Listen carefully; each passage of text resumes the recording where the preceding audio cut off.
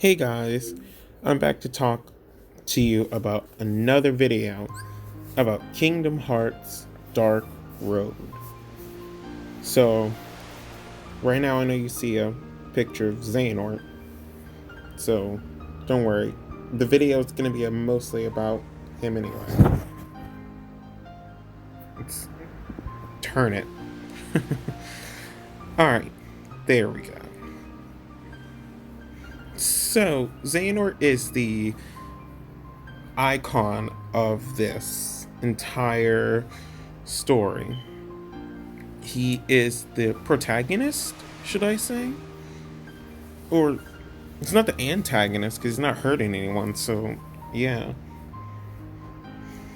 And he's just a kid right now, so he doesn't know what he's doing.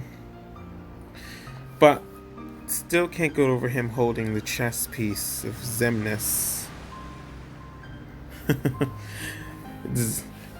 But yes, what I've noticed with a lot of things people are saying right now about Kingdom Hearts Dark Road is why did Xehanort become the Seeker of Darkness? Well, you ever watch a video yesterday on what I have put together? I will be going through some screenshots I have, and we're going to be talking about some things, so don't worry. Let's go over it. So, Scala Akylum, or Scala Akrem, depends on how you want to say it. It's beautiful as it was in Kingdom Hearts 3. I am hoping, though, that when Xehanort and Icarus and his friends, like and them go go and explore into this place, we actually see other civilians. I know that sounds a little crazy, but I want to see how populated this place really was and how many Keyblade wielders really lived here. And maybe this will show how Xehanort in Kingdom Hearts actually became like a portal. It's kind of weird, but if you think really well about it, most, or actually all, everything in Kingdom Hearts 3 was supposed to become, everyone was supposed to become a Xehanort. So we have Master Xehanort himself was already Xehanort, Xemnas is Xehanort, Ansem is Xehanort, Xigbar was becoming Xehanort, even Dreams Drop Distance, he said he was becoming 50% Xehanort. Marluxia, after all the stuff that's happened through him in Kingdom Hearts, the phone game, a lot has made him do things with not the greatest intentions. Same for Larxene, but even she said herself that she didn't want to become his heart tank anyway. She was just along for the ride. It's Marluxia and her brother and sister.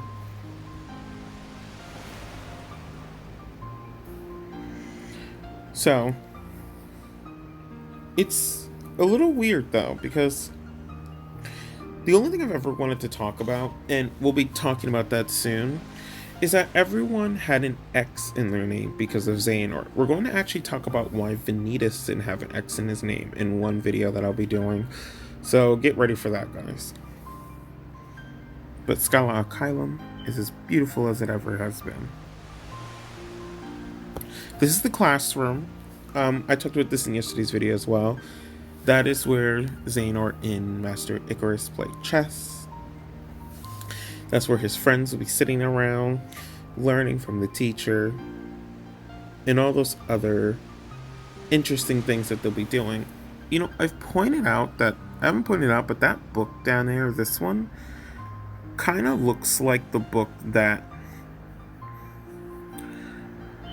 Ienzo uses in Kingdom Hearts Chain of Memories, or Kingdom Hearts 2 Data Battle.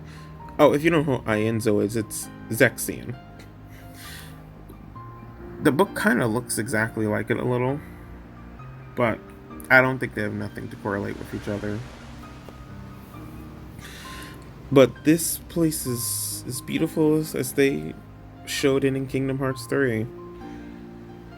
I'm just hoping they keep this going. I really want to see what's going to happen to Xehanort. Why did he become the Seeker of Darkness?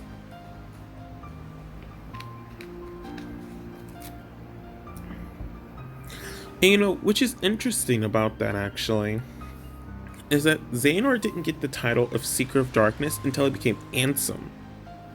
So was he always a Seeker of Darkness in Kingdom Hearts ever since he was younger? Because if we were to go back to the other image, Xehanort's eyes are not yellow yet.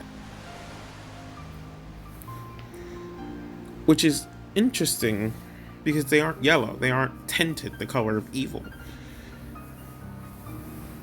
So it's interesting because the chess piece is gold like his eyes. But they aren't. In the opening, in Kingdom Hearts 3's opening, let me make that specific. But when he became Ansem the Seeker of Darkness when he took his master's name. And Xemnas is just Ansem with an X. Because, Ansem didn't have an X in his name for reasons.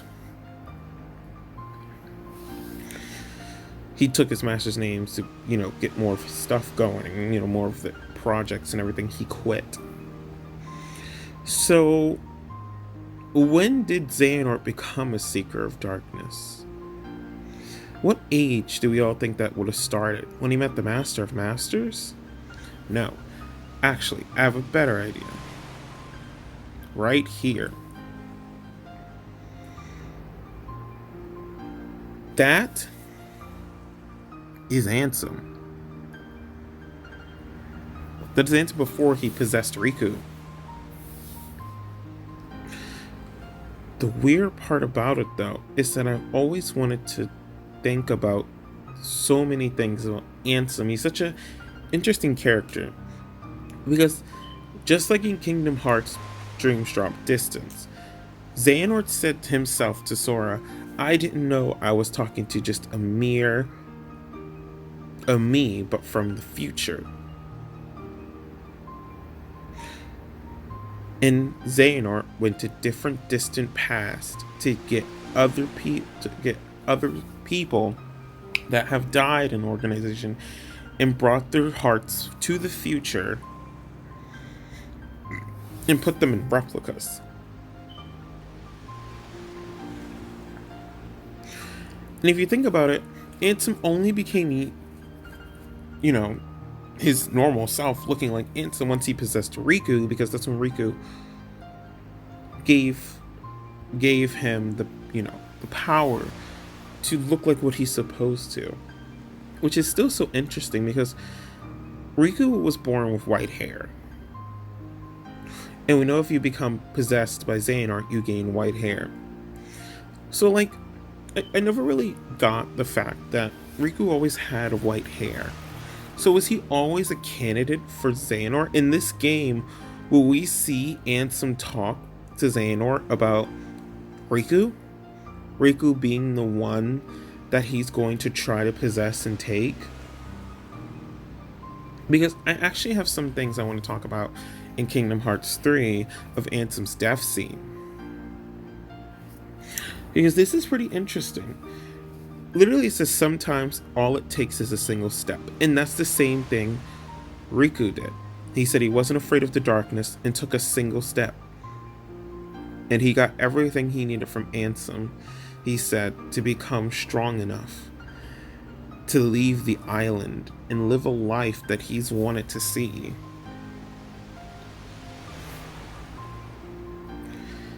And this is the picture of Kingdom Hearts Dark Road for Android, because I have an Android phone. And, one of them back there does have a silver bluish hair. Because think about it, Xehanort was born with white hair too. It's like characters born with white hair are the most possessed in Kingdom Hearts. But the thing is that what makes this more interesting is that if I think about it now, the original, the first organization, none of them had yellow eyes because none of them were becoming Xehanorts, because Xemnas was, when Sora was defeating most of the members, like Xemnas said in Dreams Drop Distance, that he knew some of them weren't cut out for the job once Sora took care of many of them. Which means,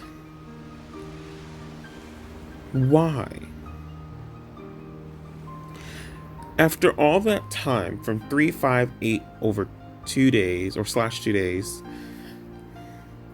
after all that time, after Xemnas being known in Kingdom Hearts 1, after Ansem not being a member for a while, because he wasn't, why now? Why did it take so long for Xehanort to find the right vessels?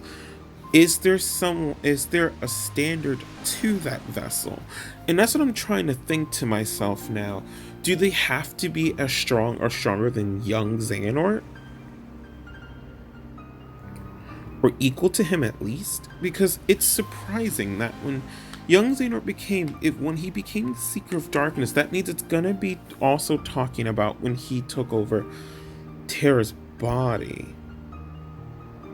Right? Because when he took Terra's body and lost his memories for a while, and Xigbar was following him around, which we're gonna talk about Xigbar too. Do you think that Xigbar? No. I think, actually, guys, that Xehanort, when he became the Master with Icarus, which they're probably going to show, and how he slowly got tempted to darkness. That's how it's going to show. The thing is that his eyes were yellow in Kingdom Hearts Birth by Sleep, when Master Icarus said, "You've let darkness taken over you as well, Xehanort." And also, this would be interesting because Xehanort ever having love interest for anybody? When Xehanort was a kid, like, look at their ages now. They look like kids to soon preteen. Did Xehanort not have feelings for anyone but Icarus as a friend? Because he did terrible things to Icarus, and when Icarus, helped him, there must have been a reason. Because Xehanort really cares for him. And just to see him say, he would, like he said to himself, he would never kill him. Because they're friends. I just want to know, did he have friendships with the rest of them? How close was he? Did he use any of them? It's just a lot going through my head right now that I want to talk about. But I think I have the timeline down of how the game should go. If anything is in between those timelines, they will be explained. And I'm excited for that. Because if you look, you see that? That right there, that's Ansem's symbol. When he became Ansem, the Seeker of Darkness. That crown, that's Soros. And that's what's so weird about it. Ansem's symbol is on the wall. In the imagery. I don't know. But I'm going to be posting a lot of videos probably today because I have a lot going on through this head of mine, ready to explain some things and see how it goes down.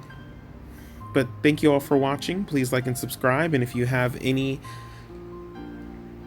thing you'd like to add on to my theory, please leave it down in the comment below. Thank you for watching. Bye.